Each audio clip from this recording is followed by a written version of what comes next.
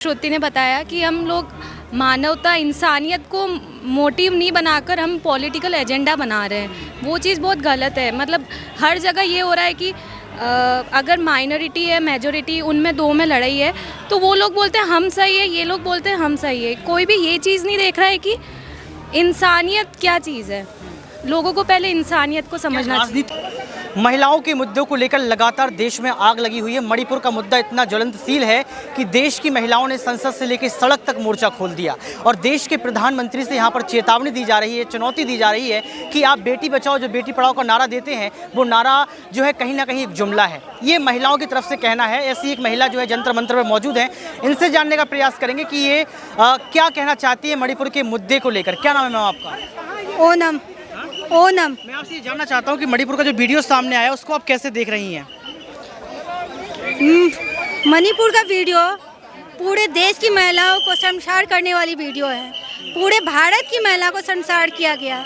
जिस देश में महिला को पूजा जाता है, जिसे नए नए कपड़े चढ़ाए जाते हैं, जिस मूर्ति को, जिस महिला की मूर्ति पे, और जीती जाती महिला है जिनकी पूजा करनी चाहिए, जो हमारे घर की अन्नदाता होती है, सारे काम करती है, उनको नंगा करके घुमाया जा रहा है। और मैं कभी सोचती हूँ अगर वो बर्बरता मेरे साथ हुई रहती, मेरी क्या हालत होती, क्या मैं कैसे जीती, ये समाज मुझे किस नज़र से देखता क्या। लेकिन देश के प्रधानमंत्री बेटी बचाओ बेटी पढ़ाओ का नारा दे रहे हैं, कह रहे हैं बेटियां तो सुरक्षित हैं। आपको नहीं लगता सुरक्षित? उन्होंने पहले ही सत्ता में आने से पहले ही बता दिया था कि हम सत्ता में आएंगे तो तुम अपनी बेटियों को बचा के रखो। ये देश मेरा, धरा मेरी, गगन मेरा, इसके लिए बलिदान हो जीवन मेरा। ये कविताएं हम पढ़ते हैं, संस्कार और संस्कृति की हम बात करते हैं, लेकिन जब बात महिलाओं की आती है तो कहीं ना कहीं मणिपुर ध्यान आ जाता है कि क्या देश के प्रधानमंत्री नरेंद्र मोदी मणिपुर की ओर नज़र नहीं दे रहे हैं।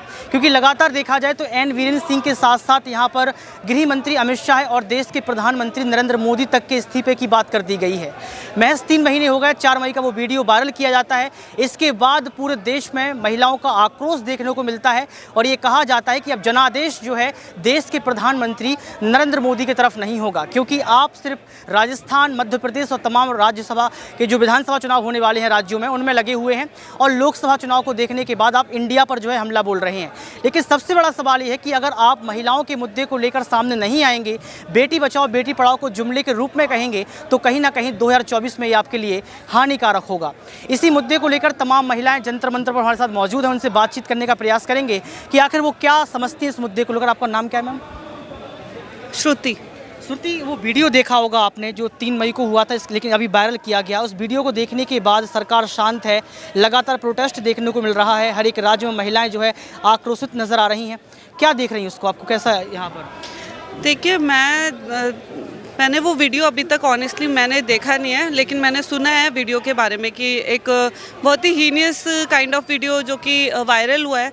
तो मैं ये कहूँगी कि मोदी जी या फिर हमें किसी पॉलिटिकल पार्टी पे उंगली उठाने से पहले वहाँ के लोगों के मानसिकता को देखना चाहिए कि सबके घर में, सबके परिवार में लेडीज़ है, बेटी है, बीवी है। तो मुझे लगता है कि it comes from human being कि आप एज अ ह्यूमन बीइंग आप किसी की बच्ची को, किसी की बेटी को, किसी की बीवी को आप इतना कैसे जलील कर सकते हैं। तो ये पॉलिटिकल ठीक है, एजेंडा तो आता ही आता है एट द एंड, लेकिन मुझे लगता है कि it comes to when it comes to humanity, तो अगर एक भी बंदा या एक भी पर्सन वहाँ पे ऐसा होता है जो आवाज़ उठाता है इसके खिलाफ, रादर देन कि हम मोदी जी को या फिर किसी पॉलिटिकल पार्टी को। जिनकी सरकार है मणिपुर में, हाँ। देखिए आप एन वीरेंद्र सिंह भी भाजपा से हैं, देश के प्रधानमंत्री भी जो है केंद्र में हैं।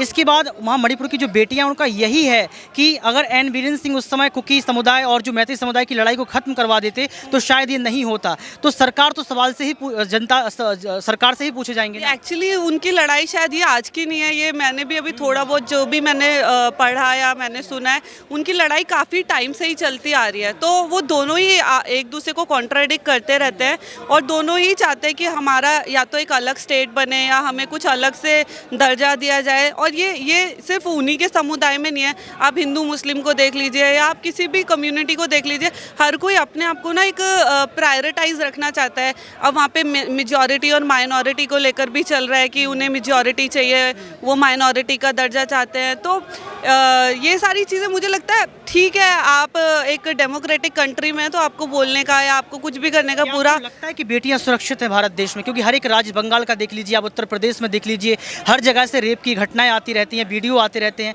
इसको आप कैसे देखती हैं? मेरे को ये लगता है कि इसके लिए आपको अपने एक अलग से सोशल एजुकेशन सिस्टम को सही करना चाहिए। और हाँ, ये जो रेप का या ये जो मणिपुर में भी जो क्राइम हुआ है, मुझे लगता है कि लोगों में ह्यूमैनिटी का कहीं ना कहीं या एक अच्छे इंसान का कहीं ना कहीं खात्मा हो रहा है। हम लोग खत्म होने की आप बात कर रहे हैं, मानवता खत्म होने की आप बात कर रही हैं। इस मानवता को जो है कैसे जोड़ा जाए?